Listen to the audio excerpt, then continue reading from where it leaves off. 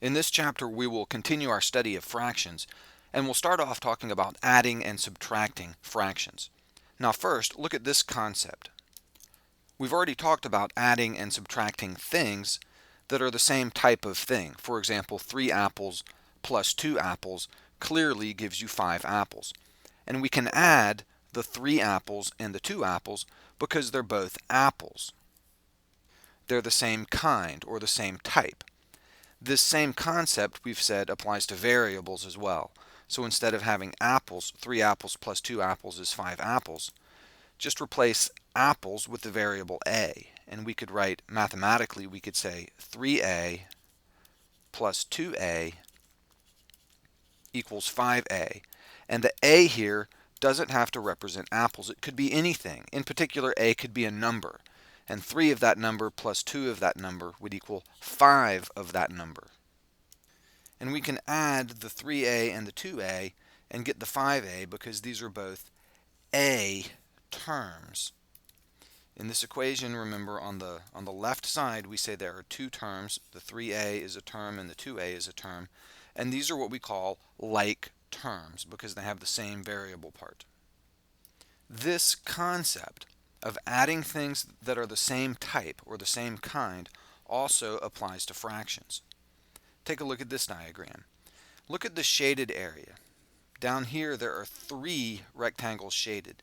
And what does that mean? Well, if this is the whole thing, you can see it's divided into 7 parts, and 3 of those parts are shaded. So this first rectangle, the shaded region, could represent 3/7. In the second rectangle, the whole thing, once again, is divided into 7 parts, and 2 of those parts are shaded. So this rectangle could be represented by the fraction 2/7. And then in the last rectangle, this should be pretty clear. Again, it's divided into 7 parts. 5 of those parts are shaded. So this rectangle can be represented by the fraction 5/7. And this should make sense to you mathematically when you look at this plus sign and the equals sign. The 3/7 plus the 2/7 will have to add up to 5/7 because 3 plus 2 is 5. 3 of these things plus 2 more gives you a total of 5 of those shaded rectangles.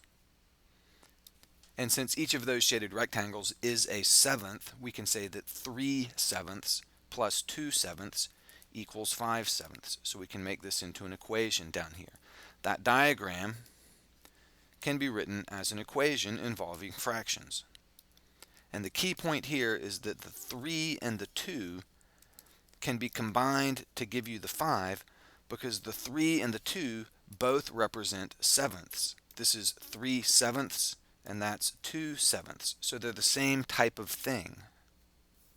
Just like we had 3 apples and 2 apples, or 3a and 2a, here we have 3/7 and 2/7, and so they combine to give us 5/7.